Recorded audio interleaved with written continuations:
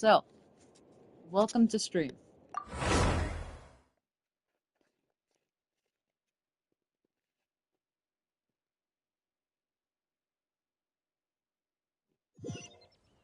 Alright.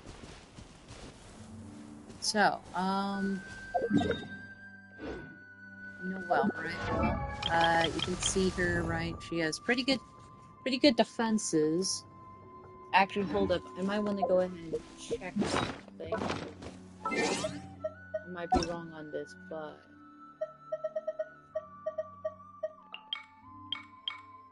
Check information. Yeah. 17,000 HP, 1.3 thousand attack. There's no way. Okay, well, the crit stuff I can't compare, but... The base stats? I might have him beat. Hold up. Hold up. Yo! Okay, well, I'm not quite at the attack yet, but... Dang, I'm getting close.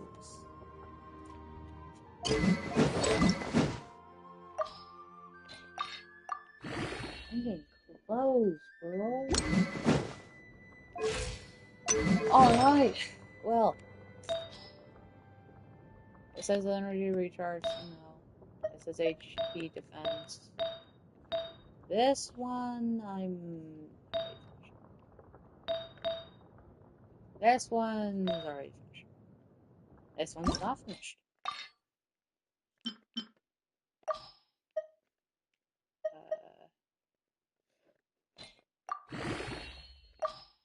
Okay.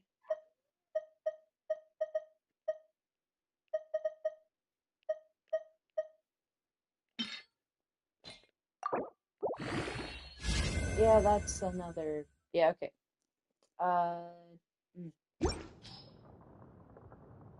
Fence would definitely be ideal. Alright, well, anyways. I do actually have a ton. Or I have 160 resin. So, I may or may not want to go ahead and do something with that.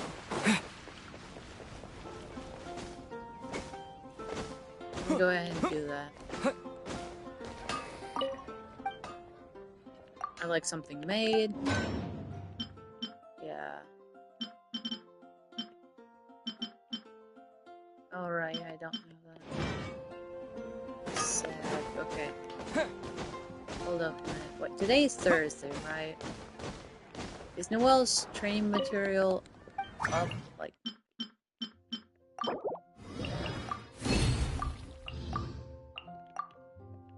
Alright. Noelle's... Friday and Sunday. So it's tomorrow. It is tomorrow. Tomorrow we're able to get Philosophies of Resistance. And then... Yeah. Actually, after we get this talent done...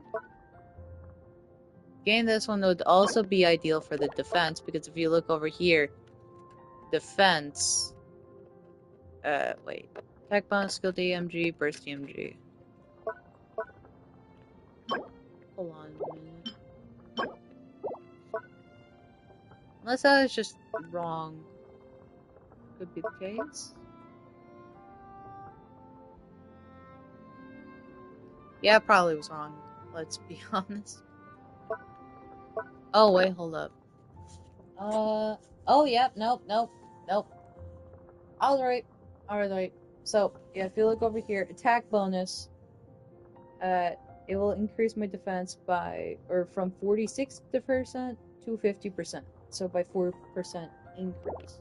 Which would also be a good thing whenever I actually get that too. Or get the ability too.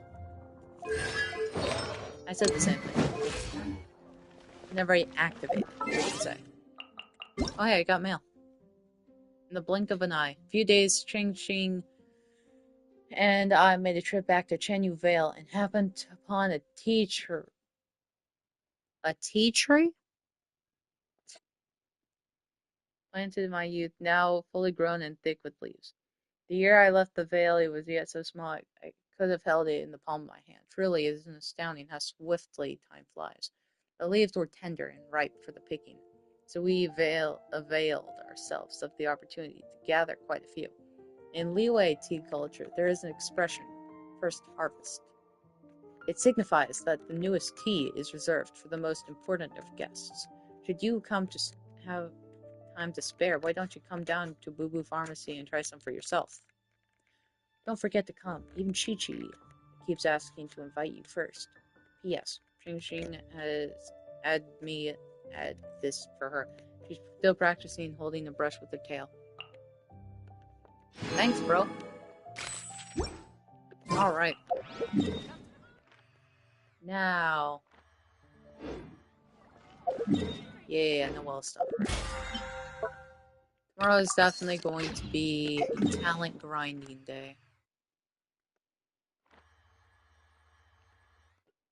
Alright.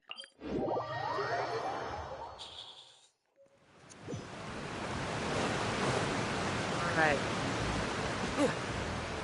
I probably should do a boss sooner or later.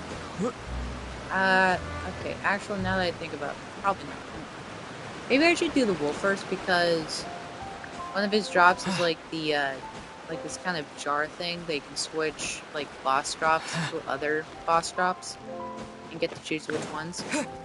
Which, with that being said, would be kind of ideal getting these things to be upgraded with Dvalin's Claw and, well, you know, other boss items.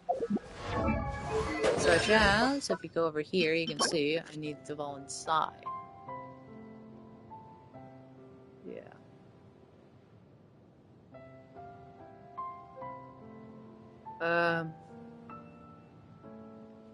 Anyways, back to what I was saying.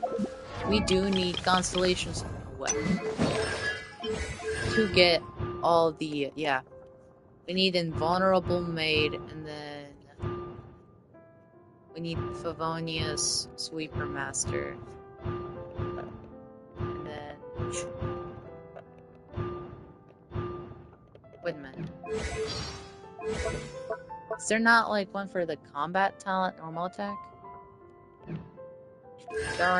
There isn't? Oh, I got your back would definitely... Yo, healing? Yeah, let's go. Pretty sure the healing thing, right? Devotion, is it? Maid's Knighthood? No. No. There we go. Dang! Alright. Yeah, this one's pretty good. When Noelle is in the party, but not on the field, this ability triggers automatically when your active character's HP falls below 30 HP. Or 30% HP. Create a shield for your active character that lasts for 20 seconds and absorbs DMG equal to 400% of Noelle's defense. The shield has 150% DMG absorption effectiveness against all elemental and physical DMG. This effect can only occur once every 60 minutes, or 60 minutes, 160 seconds.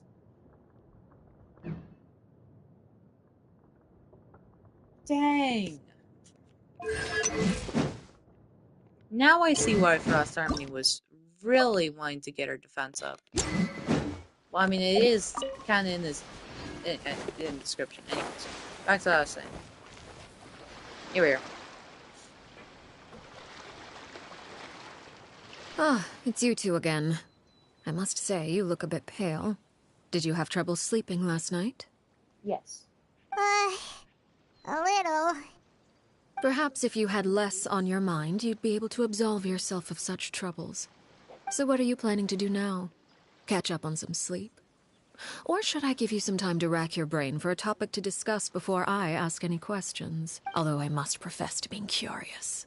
Without Child here, how do you plan on distracting me? Us? Distract you? A good one. But no, we were just here for a chat. Looks like you could have used some extra time to think. No matter. If you don't have any other plans, why don't you accompany me somewhere? Don't worry. I'll be sure to steer clear of any scheming children. The ocean breeze is sure nice today. Oh, come on! Children always think they can hide things from the grown-ups. But nothing gets past me. Least of all a little scheming. I think I'll let them have at it for a little longer. I can be very patient.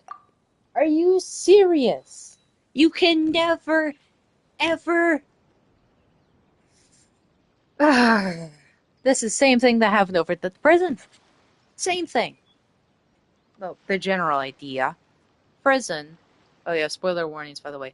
Lenny and Lynette and Fremine were trying to find Child, right? But guess what? The Duke knew they were going after Child, but then, you know, he stepped in, took Lenny, and then, you know, locked Fremine. So, yeah, they got caught. And then now the same thing for the Knave, but she's just telling us. I'll leave you to think things over. If you're so inclined, meet me outside the Palais Mermonia. Good things come to children who do as they're told. So I do hope you decide to tag along. If only for your friends' sakes. What should we do? She clearly knows about everything we've been doing, and Paimon doesn't think it'd be a stretch to say she was threatening us just now. We should release the vision that Lenny gave us.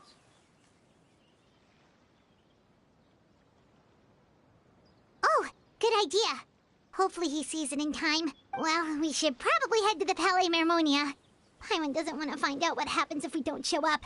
Based on what the Knave was saying just now, it sure didn't seem like it'd be anything good. Okay, then we probably shouldn't keep her waiting. It seems like Lenny and the others are on thin ice, so let's do our best to not get them in any more trouble. Yikes. 1,000! Oh, come on, bro. Ow. Seeing as we still have some time before my meeting, we might as well enjoy some pleasant conversation while we wait. I'm glad to see you get along with my children. Being surrounded by good companions is necessary for a child's development. You're not planning on doing anything to them, are you? I assume you're referring to Lenny, Lynette, and Fremine, although there's that situation with Filial and Nentoy as well. It appears quite a few people have been acting out lately. No matter. I'm not one to discriminate. All those who betray the house meet the same fate. There are no exceptions. Does that mean you're going to kill them? Oh, are you here to beg for their lives? I'm sorry to disappoint, but the rules of the house change for no one. In my organization, everyone is responsible for their own actions. She is the final boss. There is no denying that. She is gonna die. But don't you care about them at all? They really respect you. They even call you father. You must feel something for them. Any organization in which feelings come before principles is one destined for ruin. The House of the Hearth is hardly an exception. You could say our principles are more stringent than most. Perhaps I can offer you this consolation at least. As our guests, you two will not be held accountable along with them. I would imagine Lenny, Lynette, and Fremine will be able to keep their lives. As for Filial, Nentoy, and the others, I'm afraid there's little I can do. They can try to escape, but once you know our secrets, there's no getting out alive. But that's awful. Ah, you seem concerned. Out of consideration for my guests, I suppose I could turn a blind eye for a little longer. If Lenny and the others manage to dispose of Clairvy in the meantime, all evidence of their wrongdoing will be lost. In that case, I could hardly punish them for something I couldn't prove. If their efforts are unsuccessful, on the other hand, all will be held accountable. And the punishment will be severe. Of course. Oh, and here, I believe this belongs to you. Do try and keep better track of it next time. It takes a considerable amount of time to train a bird like this. It would be such a pity if you were to lose it. Permanently. Wait, where did you get that? Well, I'm afraid that's all the time we have to chat. Now, for the matter at hand. I asked you to meet me here because I have business at the Palais Mermonia. It has nothing to do with you, but I think it would be prudent for you to stick by my side for the time being. There will always be time later to run off and tell Linny what you've learned. Well, time to go. Looks like we wrapped things up just in time. She is really good at her job.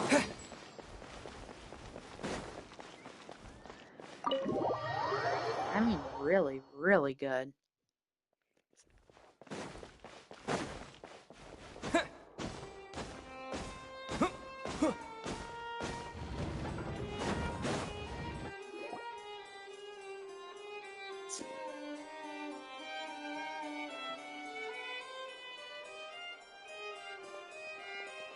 It's been a while, Monsieur Neuvillette.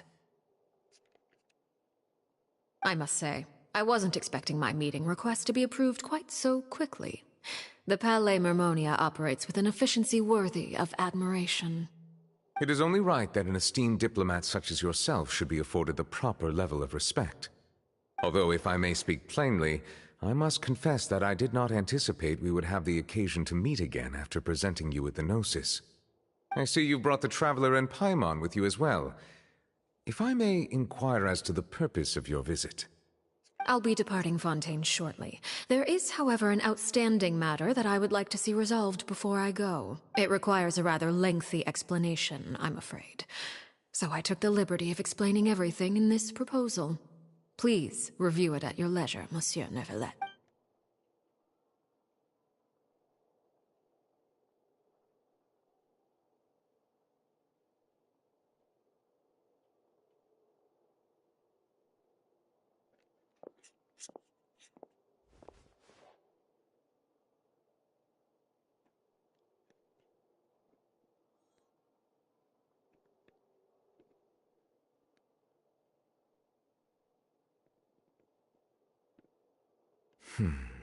I understand your request. However, at the risk of causing offense, I must admit that I fail to see why you would wish for such a thing. I heard you have a certain fondness for water tasting, Monsieur Neuvillette, so allow me to use water as an analogy. A family is like a large body of water with countless rivers flowing in and out. As someone who watches over this system, I would hope that each river that flows from the source will eventually reach the ocean. Of course, objectively speaking, I know this is impossible. Most of the rivers will dry up along the way, disappearing into the ground and leaving nothing but a barren riverbed behind. Not all rivers are destined to reach the ocean, but I would not see their existence rendered meaningless. I believe the water that flows within them is simply meant for a different destination, like a field in need of irrigation. Or perhaps the glass of a certain water-tasting enthusiast. Did you get any of that, Traveler?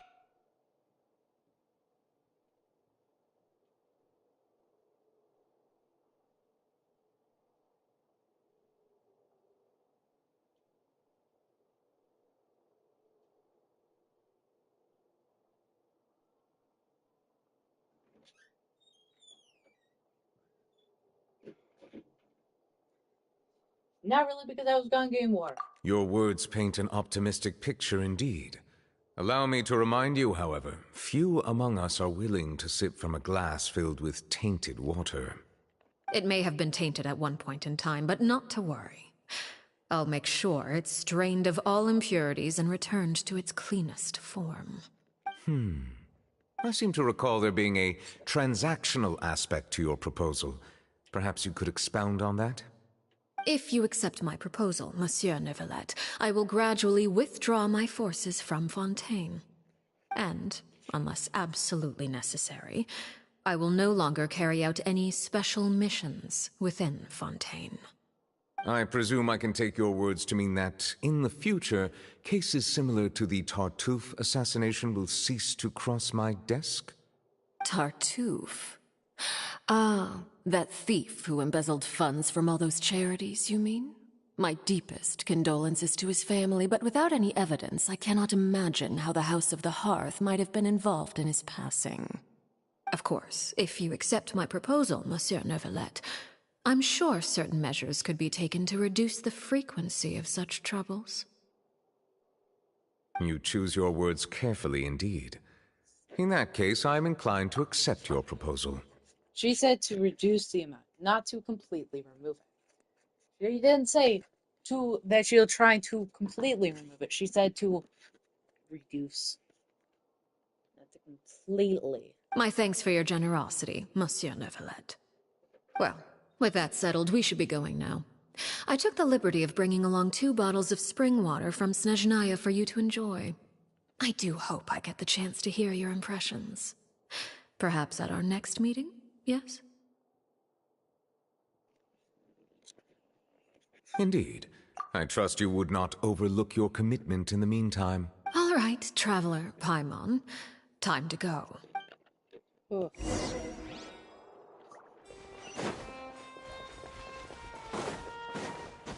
I will say I missed about 75% of that meeting because I went to go get some water. Either ironic or ironic inside Fontaine to get water. So, what exactly were you talking about back there? Paimon only heard you mention some rivers, a large body of water, and then some kind of irrigation scheme. You really want to know? I would imagine there might be more pressing concerns at the moment. Winnie, Paimon really hopes everything's going okay. Oh, Paimon recognizes that look. You've got your thinking cap on, don't you, Traveler?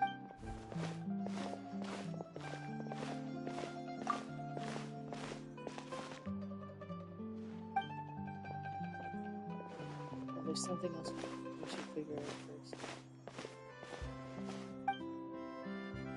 We were talking about plasma conversion, STEMI, she was Claire Reed was the entire time, but she anticipated how the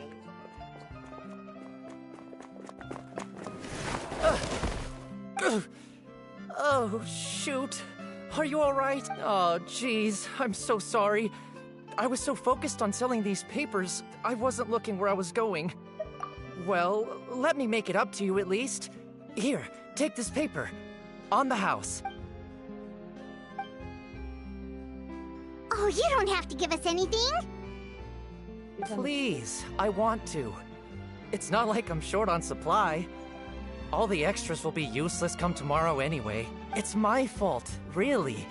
I was just trying to bring home some extra mora for the family, but I bit off more than I can chew. I haven't had many takers today, so I'm still swimming in papers. What's going on here? Nothing much. I just ran into your friend here on accident.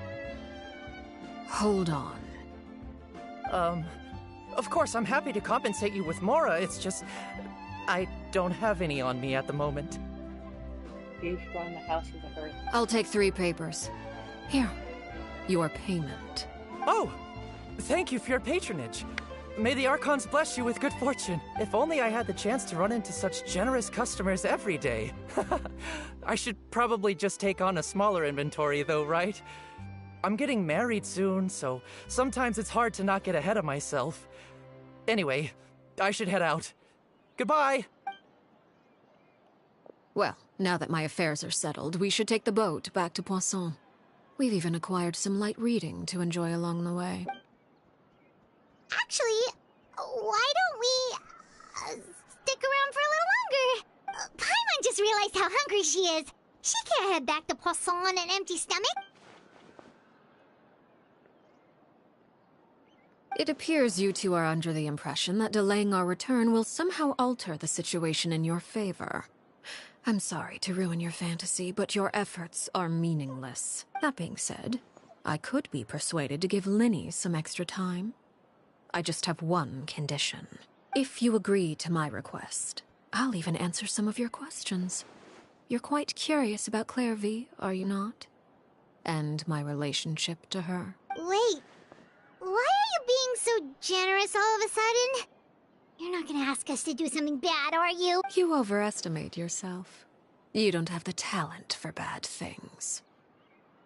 Yikes. Then what can you possibly... The most important consideration in a negotiation is that both sides receive something they want. Demands and threats only get you so far. Wonderful. Here it is. When the time comes, make the choice that you deem most appropriate in the situation, and lend your help to the House of the Hearth. Okay. Sounds normal enough. But what do you mean, when the time comes? When is that supposed to be? That is for you to decide. Then we have a deal. Follow me. Alright, I'm gonna go eat more food. Aw. Man, let me finish this. Alright, well. Let's get over here. Or by one, we only need 2 more levels of stuff. Or, no. It's not even close. Wait, hold on. Alright. Halfway through this level. Alright. Now, time to...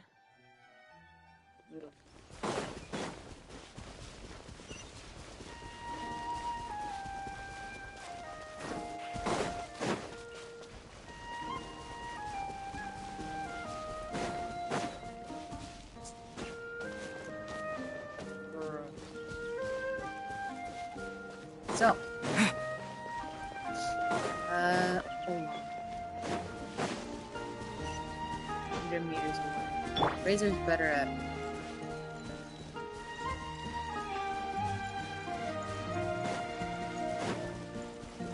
How about we explore the area ahead of us later? No, I think I want to go.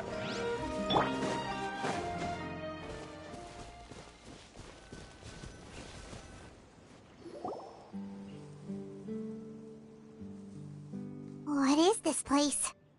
Yeah, I think it's the East-Los... Somewhere long forgotten by everyone. It used to be a grand building. Now it's nothing more than a pile of rubble. No one comes here anymore, nor does anyone care about what once happened here. Although, this place does have something to do with the story I'm about to tell you. Alright. It was before I became a Harbinger, and before Linny and the others joined the House of the Hearth. Due to certain events, I first killed Clairvy and then her mother. And this is where it all happened. Hold on. What? You were the one that killed Clairvy? Patience now. Allow me to explain Clairvy's side of the story first. I'll start from the beginning. Clairvy was 6 years old when she was brought by her mother, Crucibina, to live in the House of the Hearth. From the outside, it seemed like a fairy tale. A thriving family made up of kind adults and friendly children. Crucibina was the knave at that time, and the House of the Hearth was under her control. She was Clairvy's mother by blood, but she was also the mother to all the children in the house. Clairvy was happy here, for a time. But she quickly realized that being part of this family wasn't a fairy tale at all. It was a kind of purgatory. Purgatory? Exactly. The House of the Hearth takes in war orphans from all over Tevat. But as for how to raise them, that depends entirely on the person in charge. Crucibina came up with a novel idea.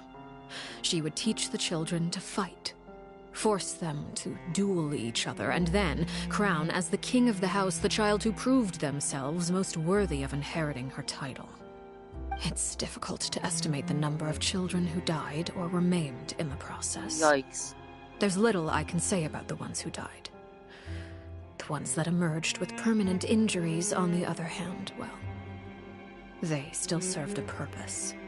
They would be handed over to the doctor to be experimented on, or sent away on dangerous missions.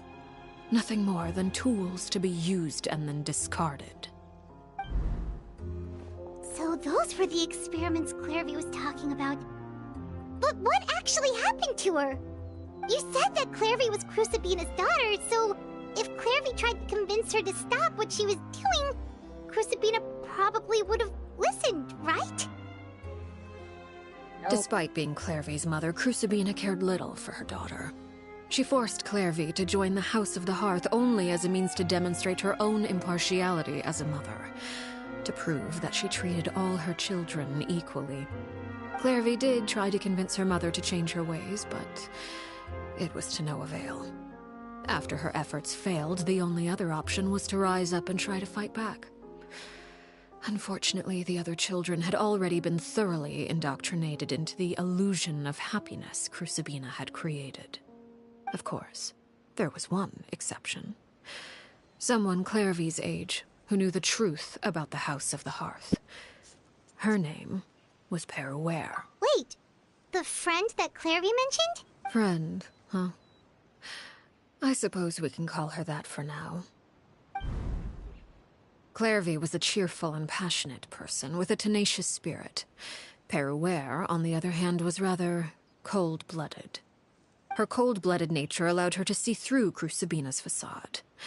Yet, it was also this cold-bloodedness that prevented her from acting against it. At least at first. While Clairvy longed for freedom, Peruere was convinced that, amid all the fighting and violence, she would make it until the end. Despite their differences, the two became fast friends, united by their knowledge of the truth. Clairvy told Peruere that she hoped to create a real family, where no one would be killed or sacrificed. There may have been a certain naivete to her ideas, but Clairvy proved her determination many times over. She tried countless times to run away, ask for help, or expose the truth. But her efforts only earned her beating after beating. The only thing that kept her going was her strength of will. Even with her body racked with pain, she would still stand on her tiptoes and open the window at night. She and Peruere would look out at the moon together, a fierce longing for freedom shining in her eyes. But one day that light simply vanished. Oh no. What happened? Her hopelessness resulted from a culmination of things. 10 years had passed.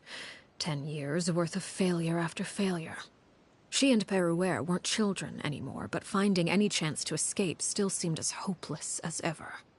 It was during this time that Peruere suggested a new plan. If escaping was out of the question, why not take down the very person sitting on top of this throne of lies?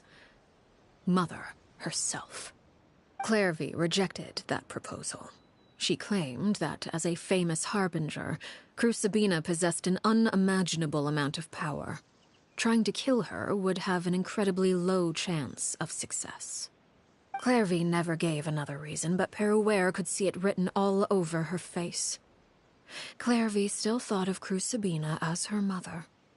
Killing her own flesh and blood was a line she couldn't bring herself to cross. If she couldn't escape and fight back, then only one option remained. Precisely. Death was the only way that she felt she could be free.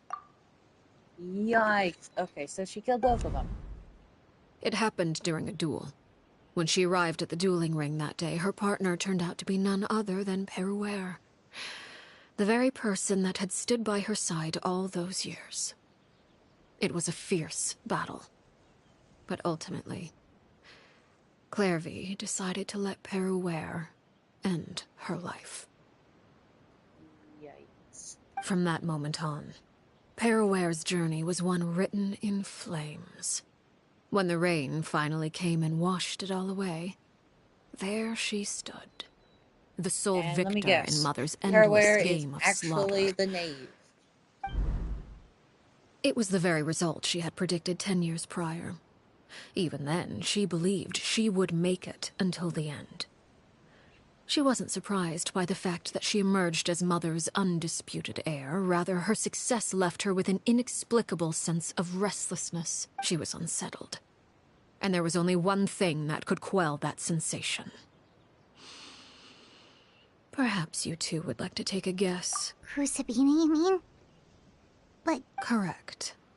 This is the place where Peruware killed her best friend. A mere year later, this is also the place where she fought tooth and nail to kill the mother they shared. The moment she acted, any conception of what was right or wrong ceased to matter. It's one of the principles of the house. Only those who survive get to write the rules.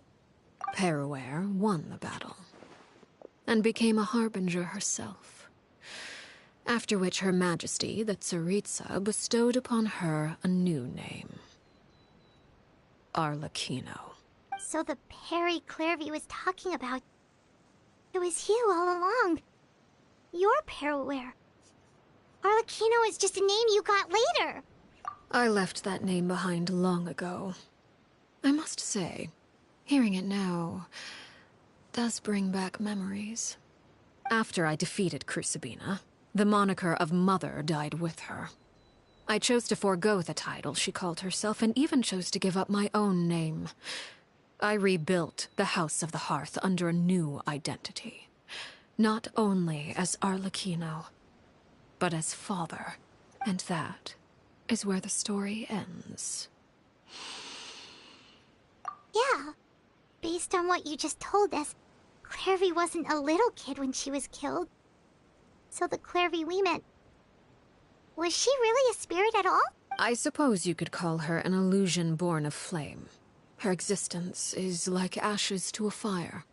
Something left over in the wake of blaze and ruin. You see, a certain power runs through my veins. It's not unlike a curse.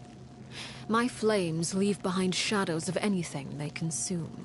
Of course, the chances of those shadows morphing into a sentient entity are exceedingly slim. Clairvy is a very special case. Clairvy died when she was 16 years old. But what emerged from the flames was her 6-year-old self. Her appearance wasn't the only thing affected. Most of her memories were lost to the blaze as well. Memory is a mysterious thing indeed. Losing a portion of your memories will alter your sense of self. Lose 10 years' worth, however, and it would be like living in the past. Like returning to a version of yourself that never grew up. No wonder Paimon got such a weird feeling when we were talking to her. Perhaps I should put it this way. Clairvy is someone trapped in time. It may seem like she exists with us in the present, but she truly lives in the confines of her own past. So if all of that is true, then you must have known about Clairvy for a long time. Indeed. She's a rather volatile and unstable entity. Sometimes she would look after the children.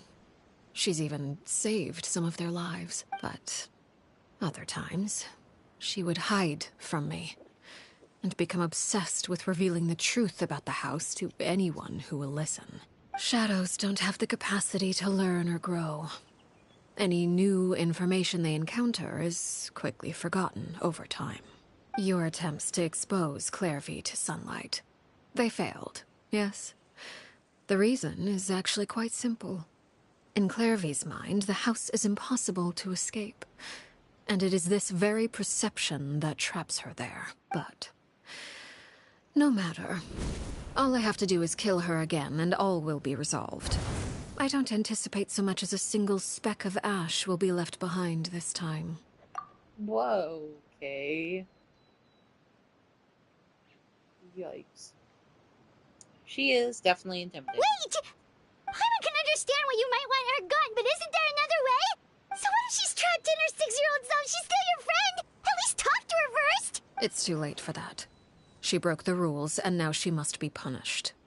That goes for Filial and Mentoy as well. She's had quite the effect on them.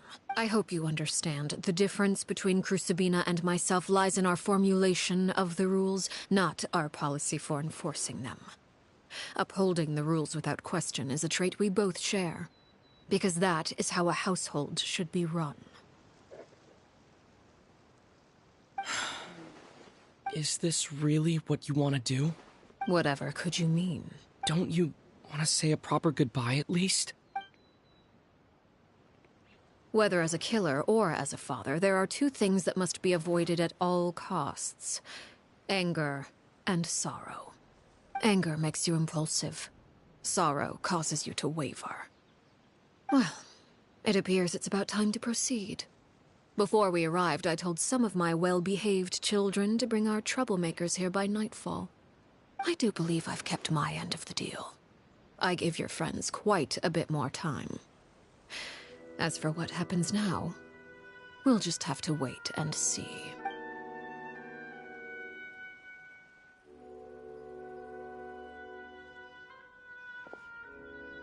Here they are, Father. You gonna execute him? Seeing something like that would actually be a first for me. Lenny! I'm sorry. I heard about how you helped buy us more time, but I still failed. I couldn't find a way to fulfill her wish. Huh? Are you... Indeed, it's been a while, Clairvy. Harry! Shh. Stay right there. I'm sorry to postpone our reunion, but first I believe certain scores need settling.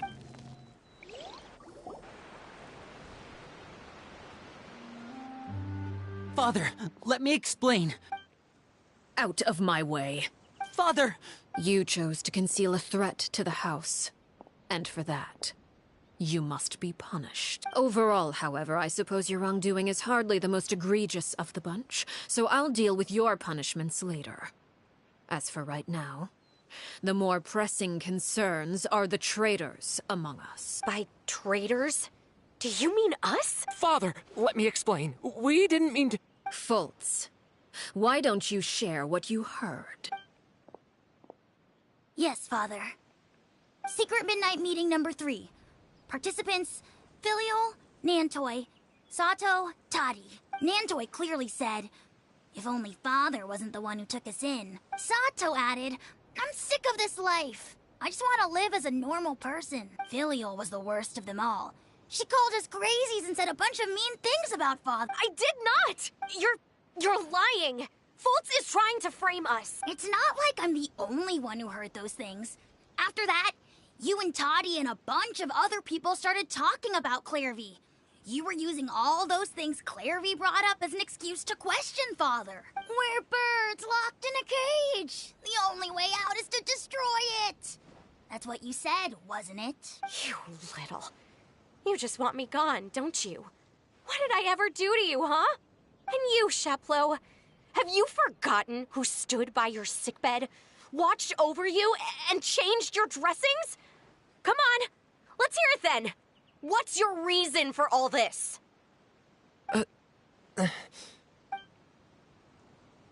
You're wrong, Filial. We don't want you to die. You're our family. Liar. You wouldn't be doing this if that were the case. So why? Why have you backed us into a corner? We all live in the House of the Hearth. You know the type of work we do, Filial. A single betrayal can cost dozens of us our lives. It's not like it's never happened before. That kind of thing is hard to forget. That's why the House of the Hearth cannot tolerate any form of betrayal. Ever since we came to Poisson, you've had 7 secret meetings. A lot of the things you talked about really crossed the line. You've been spying on us for half a month? Wait a second. Now that I think about it, the move to Poisson was just a way to make it easier to spy on us, wasn't it? Because we were all in one place. You've had this planned all along. Filial, Nantoi, I owe you both my life. I owe Clairvy too. If it weren't for all your help after I got poisoned, I wouldn't be standing here today. If this were any other situation, I would do anything to repay that kindness, even if it cost me my life. But rules are rules. I'm sorry. My hands are tied. Why? That's enough, Filial. We made a mistake. And we should own up to it. I'm sorry, Chapleau. Faults. I'm sorry, Father. We... accept our punishment. Chapleau, according to the rules of the House of the Hearth, how should these traitors be punished? All those who betray the house pay with their lives. And so it shall be.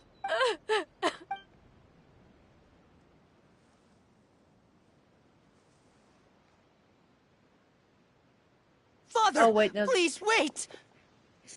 This is where we're going. This is where the time comes, and they will benefit the House of the Hearth. Something you want to say, Linny? Please reconsider, Father. What Filial and the others did, does it really count as betrayal? We all come from broken families. From the very first day we joined the House of the Hearth, we wanted nothing more than to make it a real home. But the truth is, none of us know what a real home should look like. I'm not saying I have all the answers. All I know is this. Killing Filial and the others may uphold the rules, but doing so will only bring us further away from being a real family than we've ever been. So please, Father, please, reconsider. I agree with Linny. Father, please. Linny, you... I also agree with Linny. An order once given cannot be rescinded. However, given the extent of your determination, I suppose we shall have to go about this a different way. Draw your weapons and face me. Our weapons? Father, are you referring to a duel? Precisely. The rules of the house will not be altered. Traitors must be punished. However, resolving disputes with a duel is also one of our rules, one that also applies to me.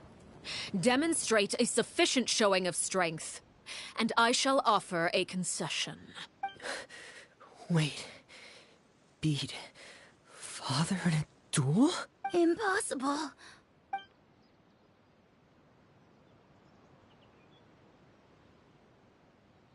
Nah, bro, we going.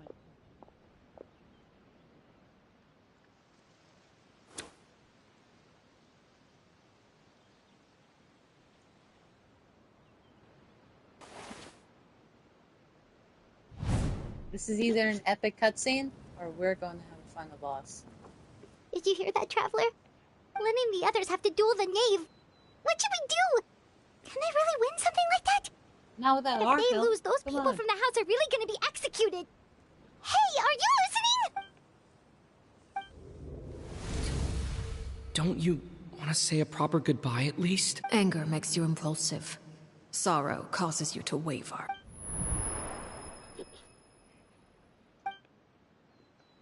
Oh. Looking at that expression on her face, she seems really serious about this. Guess that means there's no chance she's throwing the duel on purpose, huh? When guests are around, families are often on their best behavior. And any disputes are less likely to escalate. When the time comes, make the choice that you deem most I appropriate. knew that in the quote. I knew situation, that quote was and coming. to lend your I knew help it. to the House of the Hearth. What's wrong? Traveler? Hey, where are you going? Traveler? I like to see myself what the fourth of the Fatui Harbingers can do. You're asking to join the duel against the knave? I'll allow it. We do have a ready-made dueling ring at our disposal, after all. All I would advise is this. Keep a firm grasp on your weapon, and give it your all. Any less. Let's go! Let's go! I'm so ready. Let's go, boys. Let's go. Come on.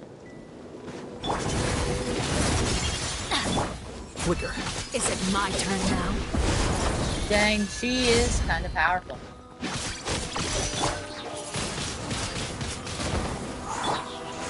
Keep back! Now's our chance!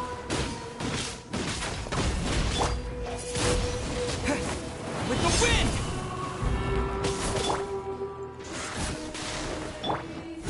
Closer now. Teamwork is dreamwork! Oh yeah, I Here you are. Sir. Over here!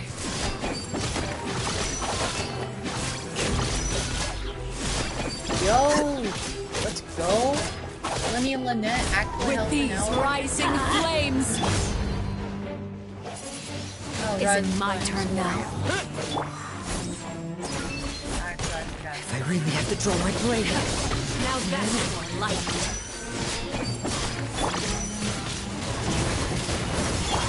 Is it my turn now? No, it's With these rising flames, Now's our chance.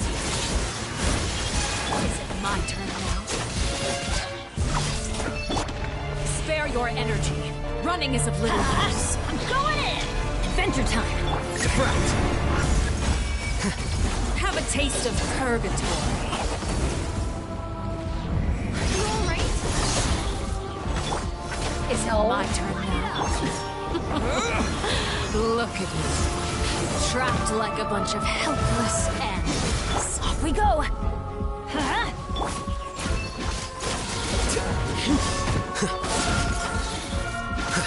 Look out! Is it my turn now? Huh? Teamwork is dreamwork! Let's...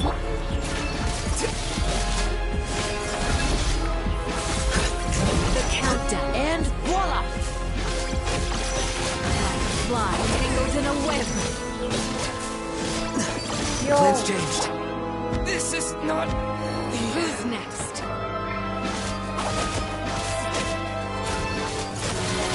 I didn't...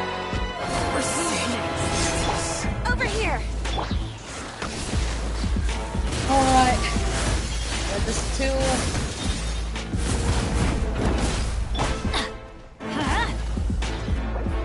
I don't know about you, but I'm Power out. music. Understood. I say that, yeah, I'm going out here.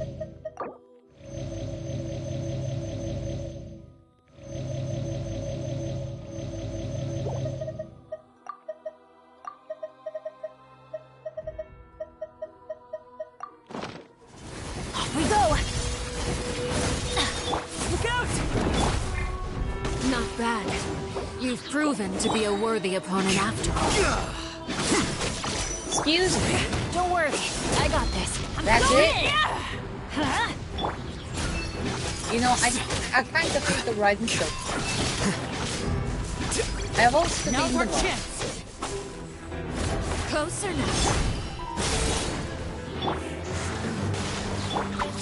Spare And your she has a energy. face too. Running is of Yeah, little me too. use. Seems like that's possible.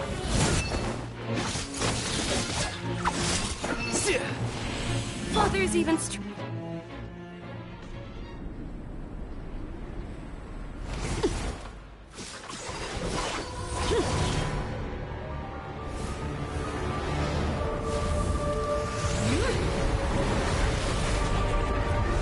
Oh, come on, she does. She has a face too.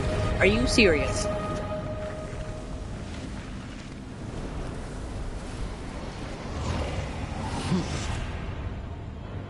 Wonder if the two worlds.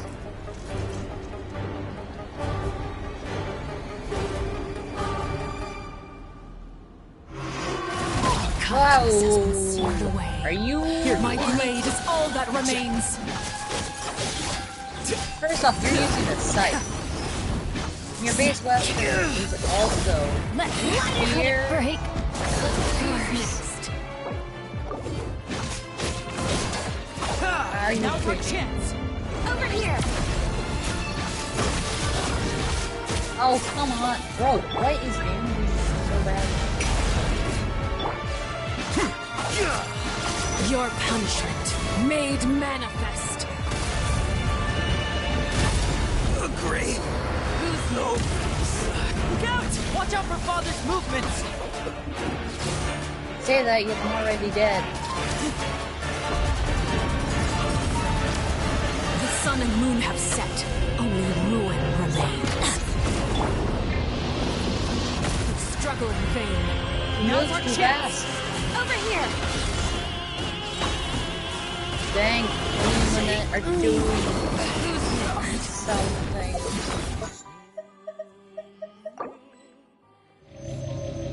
Yeah, everything is left over to Bennett. I'm so sorry, Bennett. I am also pressing buttons. Woo!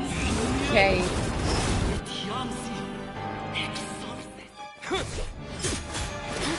No.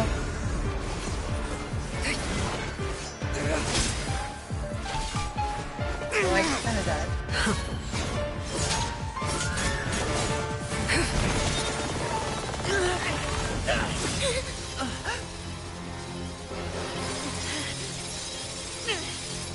You should know better than to crowd in one place.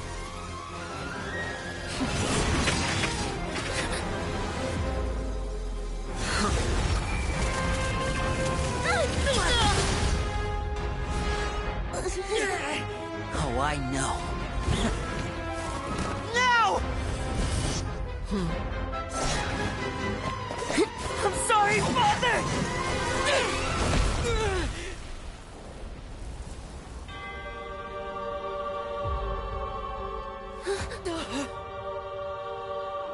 Sorry for what? This pitiful excuse for an attack.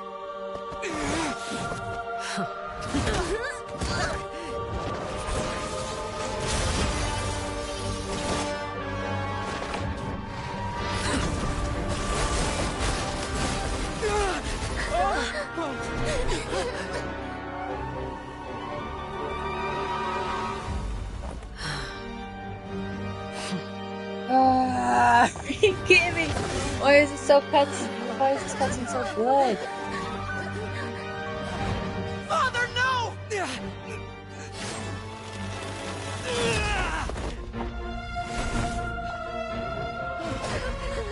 Made it out, did you? You're stronger than I expected.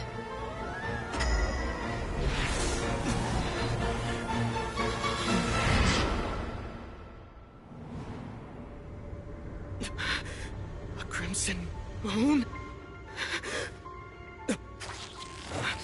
I can't move.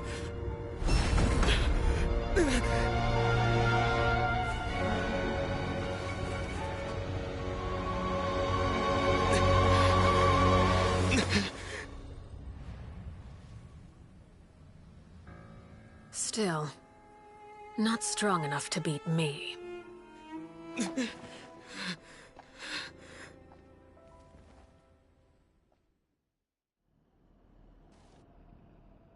Man, okay, so I did die.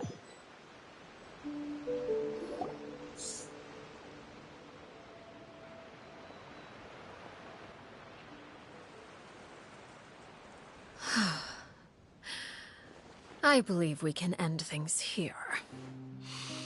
It's not often that we get to enjoy the company of guests, after all. We wouldn't want things to get too out of hand. Brother... Lenny... Given that I am the victor of this duel, as a group... No! I never thought things would... However, everyone involved in the duel demonstrated a remarkable level of strength and determination. In light of this, I'm prepared. Elwar, the bottled flames I gave you for safekeeping. Do you still have them? Yes? I wasn't sure what they were for. Wonderful. Bottled flame? Indeed. They're the product of a secret experiment. Once ingested, searing pain will spread across every inch of your... If you can withstand the pain. When you awake, you'll have forgotten everything you know about the House of the Hearth, and will be expelled from the organization. In other words, administering this concoction will kill the version of you that grew up in the house, and give you a new identity.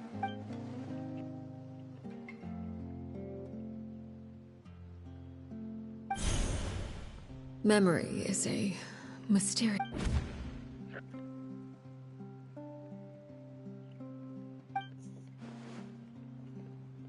So, you're just letting us go, Father? You misunderstand. Memories are extremely important. Once consumed by flame, the version of you standing before me will die, and our secrets will die with you. So no, I don't intend to just let you go, because the person who survives will be nothing but a stranger. Even so, I'm sorry, Father. I'm sorry I let you down. But I really... Don't cry, Phil. You haven't left the house yet, so there are still rules to be followed, yes? Remember what I taught you. Anger makes you impulsive, sorrow... Of course. Dry your tears. Yes, Father. Chaplot, Foltz, Elwar. Take them back to Poisson.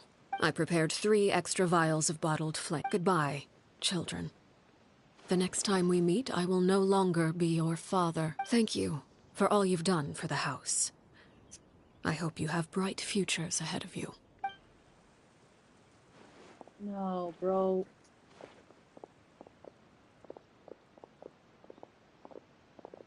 Father. Let's go. Come on, man. Oh, come on. Please let me retry that. Here, grab my arm, Lemmy. I'll help you walk back. Thank you.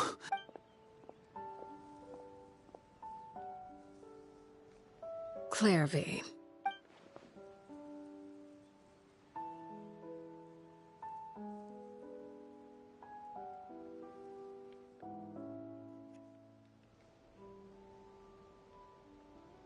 Can we talk now? You really are Perry, aren't you? Wait, did I somehow travel to the future on accident? Or am I dreaming? What a long dream! Neither. You died, Clairvy. That's what happened. You could have at least sugarcoated it a little! Look, she's... oh. Okay then. Huh? That's it? You accepted it just like that? Yep. If that's what Perry says happened, then I believe her. Perry wouldn't lie to me. Plus, I don't really need to know why I'm like this. I'm more curious about what happens in the future. If you're a harbinger now, Perry, that means Mother is gone, Can you tell me about it? I want to know what happened to her. And to me. You never stopped trying to defy fate. At first, no one believed you. You could only vent your frustrations to the moon. In fact, you often sought comfort in the night sky. You wanted to see the aurora, so one night we promised each other we would go to Snezhnaya to see it together. Later on, you tried to run away, but you were brought back each time. Mother spared your life, but it wasn't out of kindness. Instead, she decided to make an example of you by slowly torturing you over time. That way, the other children would know what happens to traitors. Still, you never gave up. Mother hoped that through ruthless duel after ruthless duel, she would be able to crown an ultimate victor among the children she raised. But you called on everyone to unite, to fight to a draw in order to reduce casualties. Your efforts may have only delayed the inevitable, but still. You gave them hope. You tried everything you could think of, but every attempt ended in failure. Still, you never turned your sword on Crucibina, and you never turned it on me. On that gloomy day, you told me, for the last 16 years of my life, I've done everything I can to fight for freedom. But now, I realize that the only freedom I truly possess is the freedom to choose to die. I never imagined I would say something like that. I must have been feeling really worn down, but somehow, I still think I understand. According to Mother's plan, if I could do it all over again, I still don't think I would make a different choice. Even when I first met you, I knew you'd be able to do what I couldn't. Is that so? Even now, I'm not sure I truly understand what kind of freedom you were trying to pursue. But as the head of the House of the Hearth, and as the children's father, I've tried to give them the most basic of freedoms. The freedom to choose their own fate. It's something I discussed with the Eudex of Fontaine. The children who want to leave the house will have their memories wiped clean of all secrets pertaining to the organization. In return, they will be allowed to live a normal life in Fontaine without being prosecuted for their past. Of course, I won't simply hand freedom to them on a silver platter. They have to fight for it. That's more than enough. You know, Perry, I think you're a pretty amazing king, and a really great father, too. I'm really happy that you're the one who took over the house. I guess I do have one regret, though. I still haven't seen the outside world. Well, it just so happens that our dear guests over here have been to many nations and traveled to countless places. Really? Of course! We've traveled all over the place. We've got so many stories, we could probably talk your ears off for 3 days straight. You know, I used to dream of being a bard, playing the lute while singing into the winds of freedom. Even if there was no... Ah, that's where Mora comes from.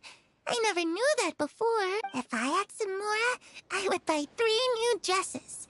One for me, one for Perry, and one for Mother. It's just too bad Perry doesn't like wearing dresses. And Mother, she probably wouldn't accept something like that either. I guess I'd just have to keep them all for me then. I could wear a different one every day.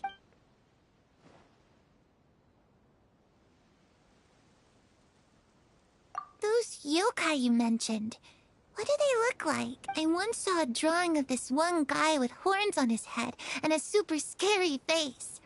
Are there any yokai like that? Oh, sounds like you're talking about an Oni. Yep, we've met one, and let Paimon tell you, they're not nearly as scary as they look. I was always too afraid to skip Mother's fighting lessons. But at the academia, I bet you could do all sorts of secret things in class. Things that have nothing to do with studying. I'm just kidding. Being able to study whatever you want without having to fear for your life actually sounds pretty great.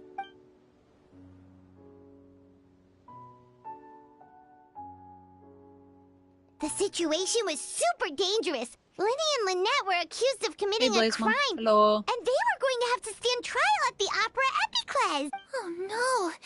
That must have been hard for all of you. What happened next? Don't worry. We were able to turn the situation around super quickly. All thanks to Detective Paimon, of course.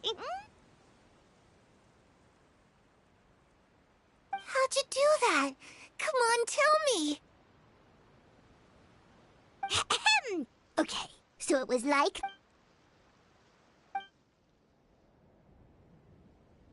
Shadows don't have the capacity to learn or grow.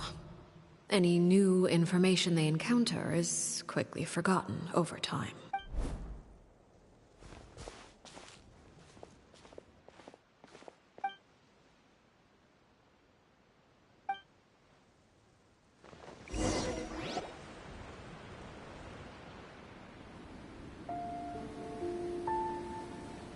Clairvy, you've worked tirelessly from the shadows to overthrow the House of the Hearth. Now, by my authority as the Knave, I shall announce how this matter ends. You are hereby expelled from the House of the Hearth. You are no longer tied to this place, nor are you bound by its rules. Oh. You're saying that I can finally leave? I get to experience the outside world as well?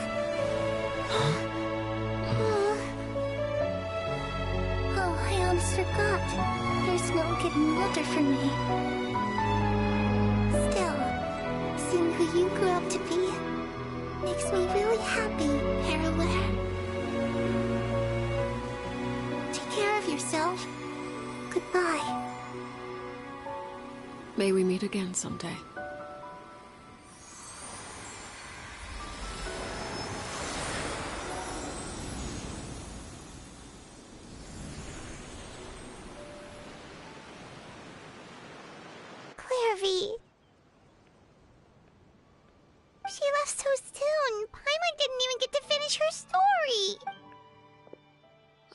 also have certain sentiments left unsaid. I wanted to tell her that the aurora I saw in Snezhnaya was just as beautiful as the ones in the pictures. But a shadow's memories reset at dawn. Had we delayed any longer, we wouldn't have had the time to say goodbye. Whatever regrets may linger, let them be lost to the coming of a new day. Father? It's Linny! Hey, Linny!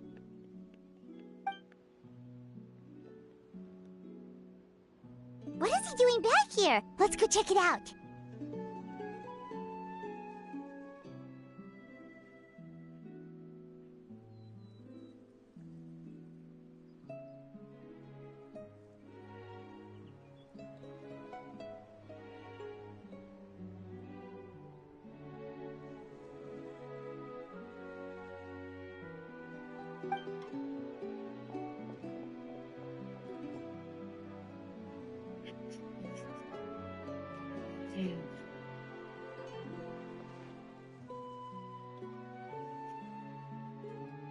Father, the bottled flames have been administered. Filial and the others have left the house. And you? What have you decided? Thank you for giving us that choice, Father. But we never wanted to leave the house. It's the only home we've ever known. Lynette and Fremine feel the same way. They're recuperating back at the Hotel Bouffe d'été. But I decided to come back and tell you where we stood. I'm sure you're well aware of the expectations I have for you. I want you to follow in my footsteps and become the next king of the house. Yet you seem to have different ideas.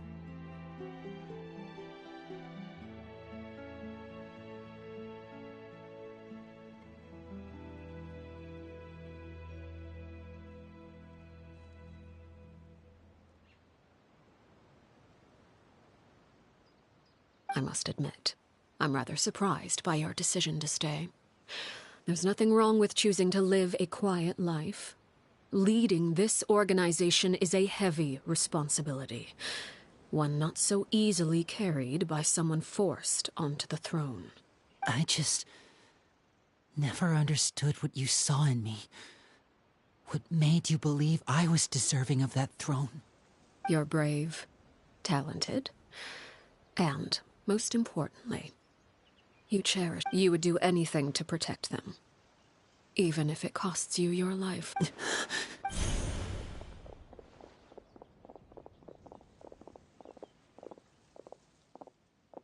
Speaking up back there was so brave of you, Linny. It's all thanks to you that we were able to convince Father to back down. You're a hero, Linny. Hero. Father is the real hero. Had Father gone all out during the duel, there's no way I would have walked away with my life. She must have had it all planned from the beginning, from the very moment she suggested a duel. I'm not deserving of that title. I'm not strong enough, or smart enough. You're wrong. In my opinion, all you need to be deserving of the throne is conviction, and the necessary strength to act on it. We may have different ideas of what it means to be a family, but you can hardly be said to lack conviction. What you truly lack is strength. For someone of your talent, though, that's something that will come with time. Even without that strength, you still chose to face me in a duel, even though the odds were stacked against you. That capacity to honor your convictions is what I truly see in you. Father. No one knows what the future holds, what tragedy or triumph may be in store. Being at the head of this organization requires the strength of will to face whatever comes. Caution will only hold you back. If reaching a certain standard were required to go after what you want, I would never have succeeded in killing my predecessor. Back then, there was still a considerable gap between our abilities. Strength may decide the ultimate victor, but those who let a lack of strength dictate their decisions or undermine their convictions will never be worthy of the throne. I understand, Father. Thank you. Children must grow up to surpass their parents. Only then can a family continue to flourish. The road ahead is not an easy one, so I'll ask you one last time. Are you certain you want to stay? You've done so much for me, Father, and that kindness must be repaid. Plus, with Project Stuja at hand, there are many dangers ahead, and I, for one, don't intend to back down. Protecting my family at all costs. That's my conviction. Then you're welcome to stay. As for Project Stuja, you need not be too concerned. If those cowardly businessmen and heartless dignitaries try to take us down, I'm prepared to teach them a lesson. Having members who longed for the light was our organization's last weakness. With those members no longer among our ranks, the House of the Hearth is like a spider hiding in the shadows.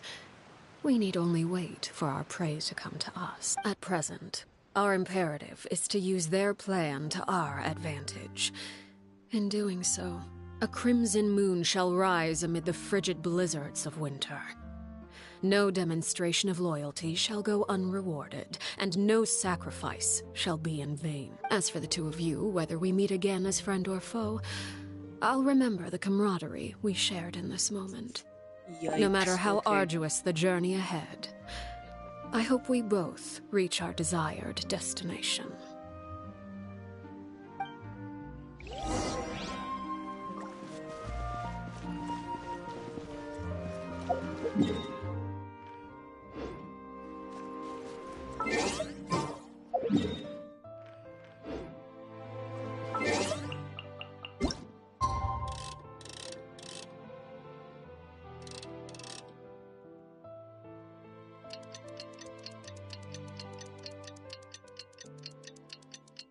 Alright.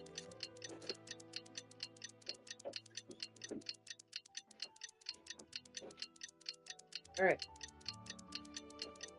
Okay. I'm kind of sad that we kind of lost to her. Not gonna lie. Didn't Lenny say that when...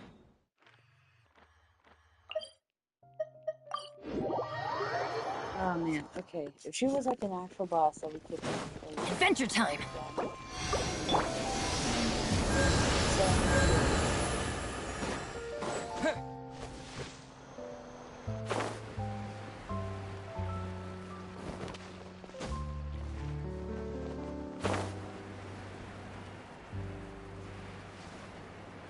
Alright, well.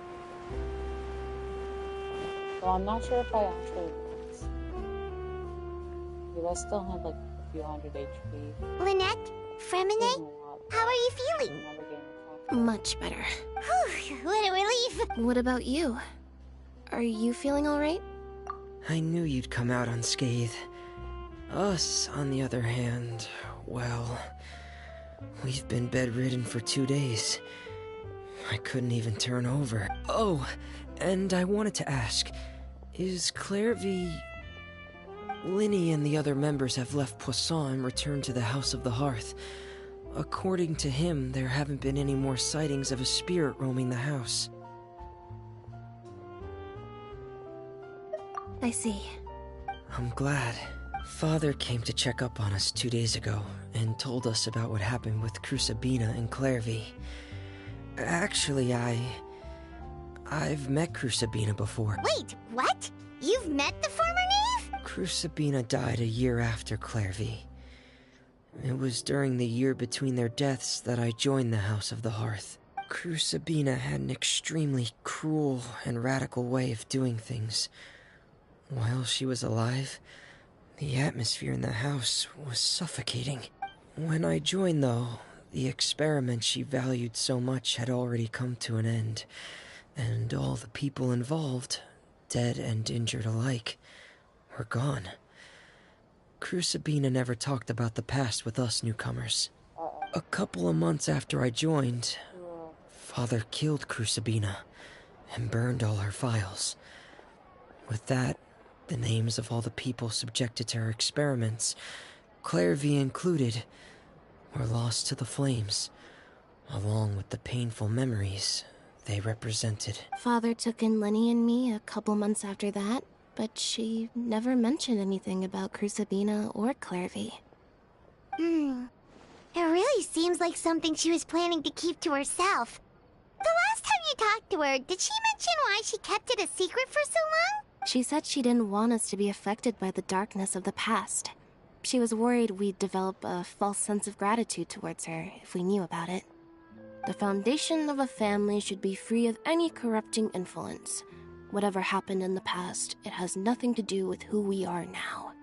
I could absolutely tarnish that quote. And that's what Father told us in the end. But I still thanked her for everything.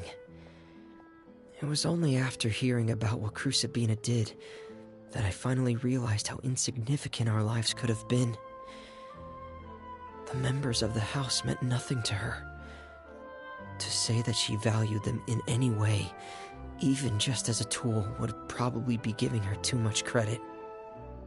If Father hadn't taken over the House of the Hearth, I probably would have already...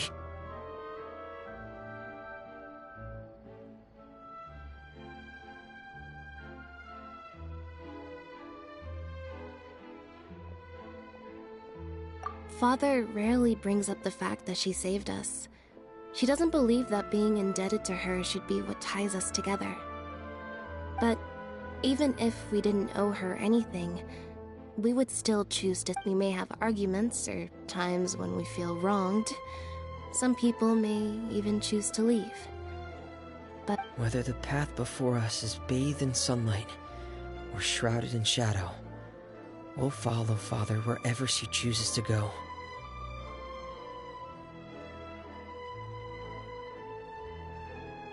So I wanted to say thank you for helping us make it through this crisis.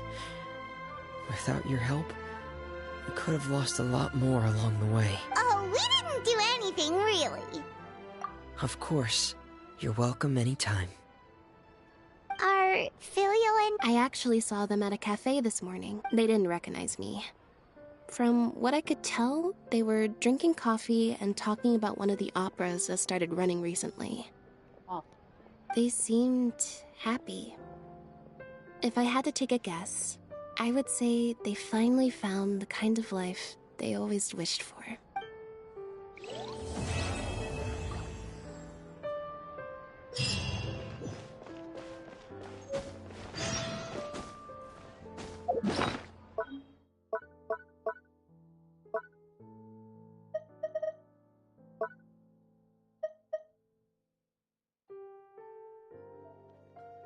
Well, that was definitely an interesting story quest. I will say that. Okay.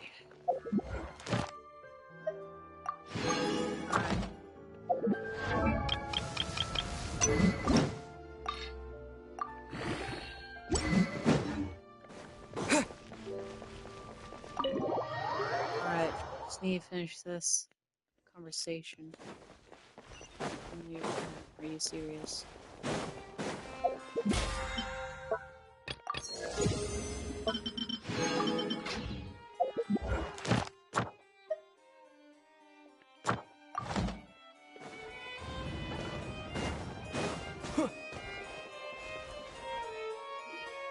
Wait, did I hear that right?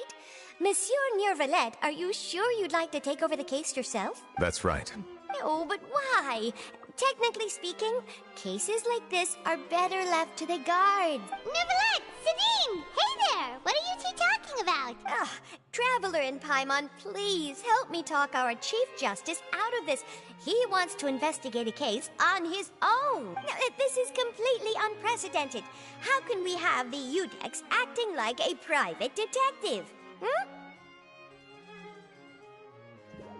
Thank you for your concern, but I currently have no such plans. Oh, apologies. I took your question in earnest, but it now occurs to me that it was most likely in jest. So, what is it exactly? It sure sounds serious if it's something you've got to investigate personally. A Melusine named Kiara received a threat letter. And then? That is all the information I have acquired at this stage. Huh? I have no idea why you're so hung up over this. I've checked the schedule in advance, and it seems like there aren't any trials today. So, if you insist, I have no objections. Thank you for understanding. Then I shall return to my post for now. Should anyone visit while you are away, I will be sure to make a record of it. I sincerely hope that you will return soon.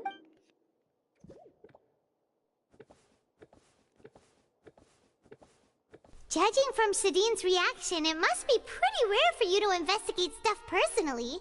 What's so special about this case? I cannot tell you just yet, but it reminded me of certain past events. There could be complicated conflicts of interest behind all this, so I must eliminate all risks in advance.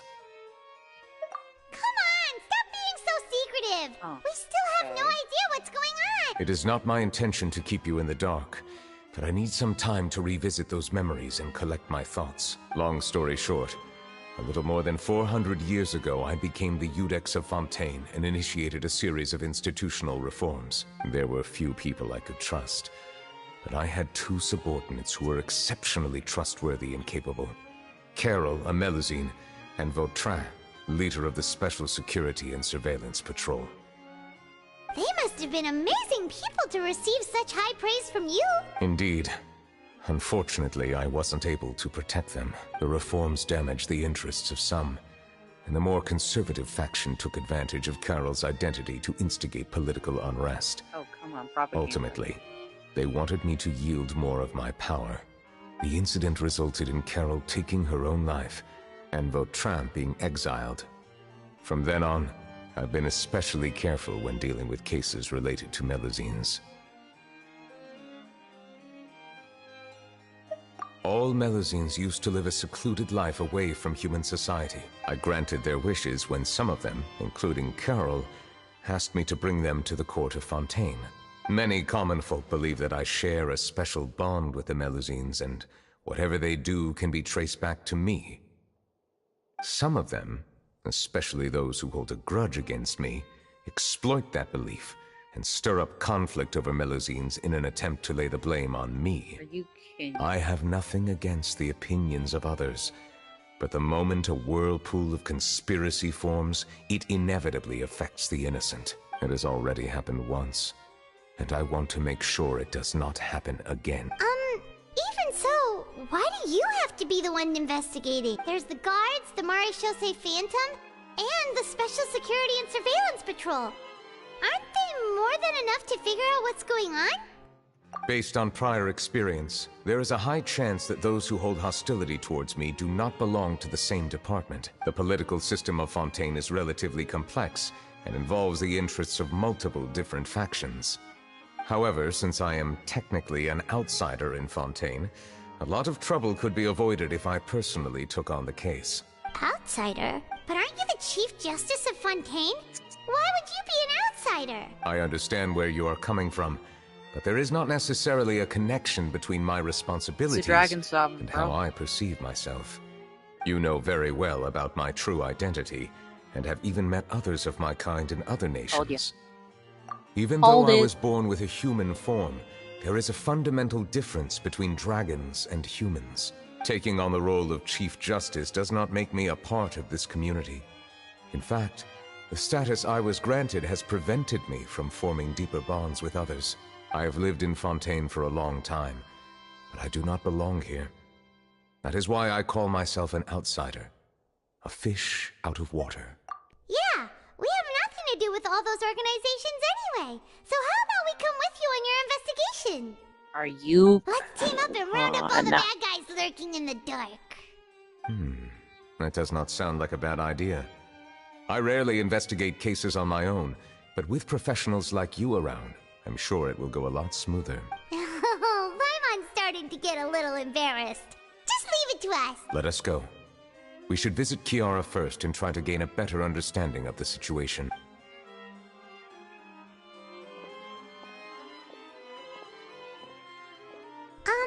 So Neuvillette feels like he doesn't truly belong here in Fontaine, but is that really true? Paimon feels like he has a kinda skewed perspective.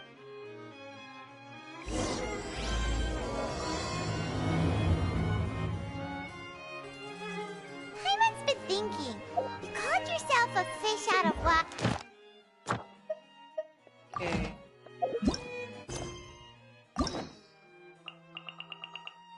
We're done.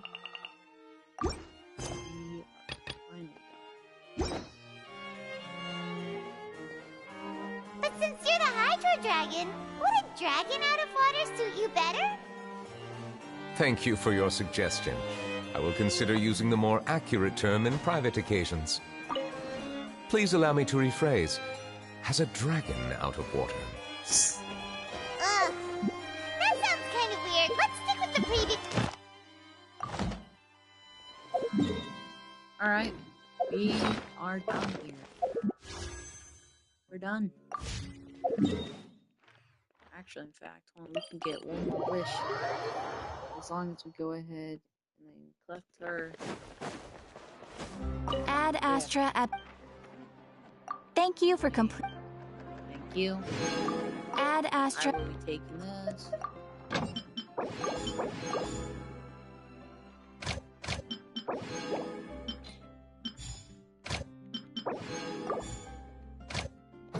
Alright. Yeah, let's go ahead. Do this. And Ravenbow. Alright. Now. Okay, BTW stream is not able to see it, but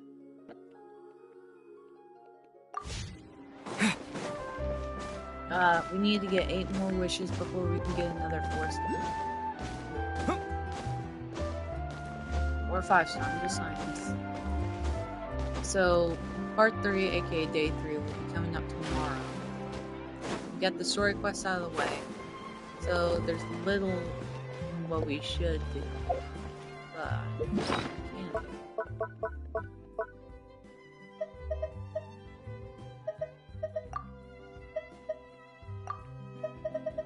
Can't. Can, however.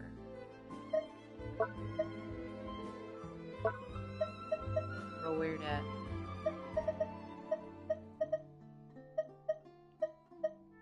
Come on, where is that? Oh, right here.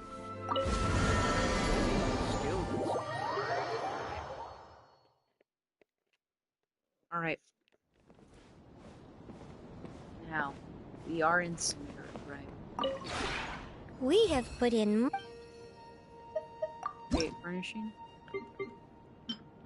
Thank you, I will definitely be paying attention, not at all, to any of that.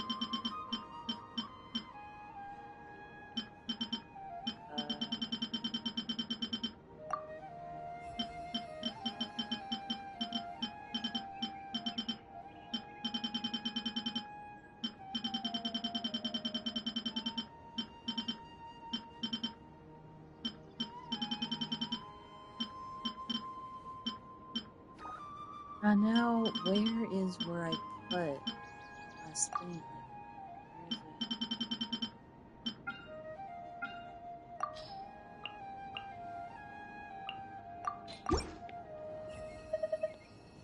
where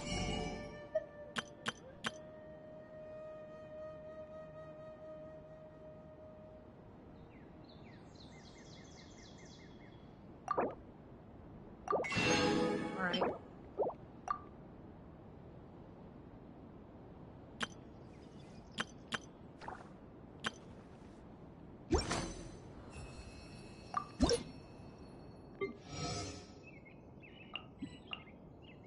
Dang. Alright, we gained. Alright. Press ring. If you ever have it...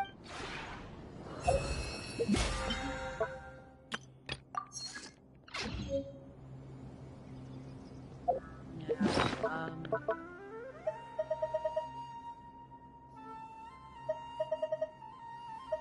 I will use that in a minute, however.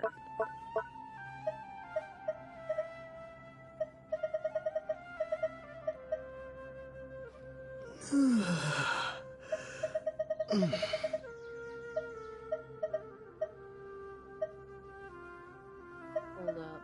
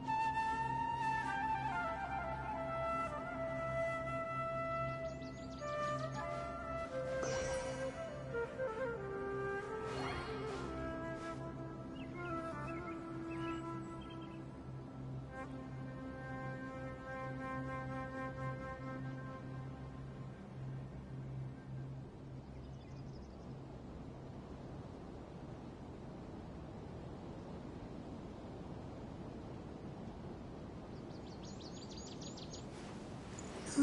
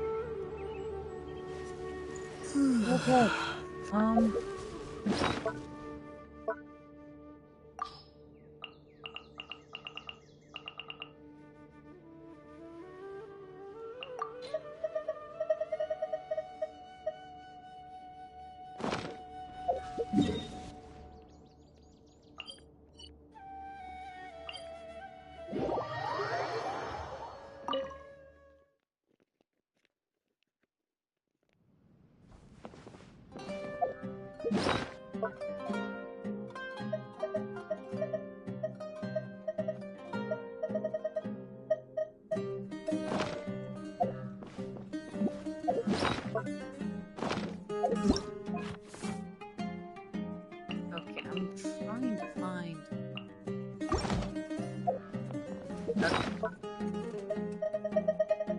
Can't seem to find where. I might not. Anyways. Maybe I remember I beat it. 3, 2, 1. Realm layout.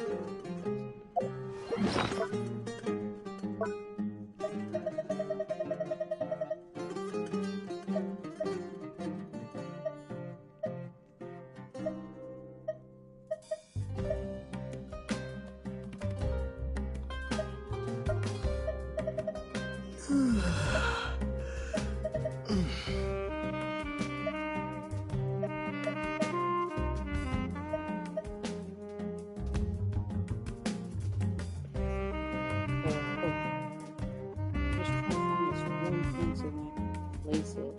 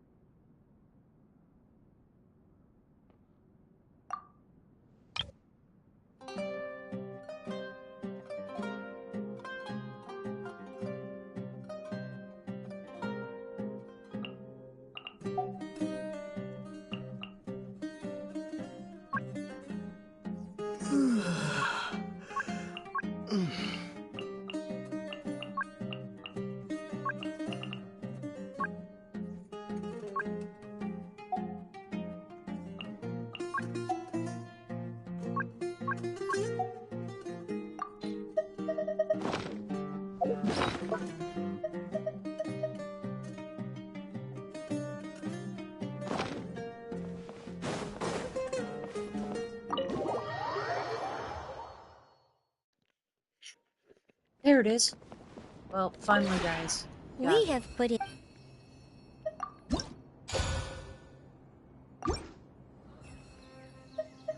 Wait, furnishing.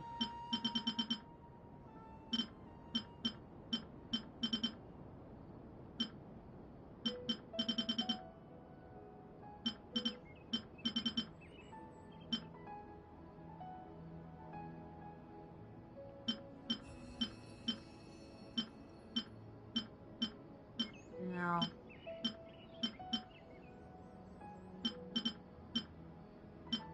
Oh.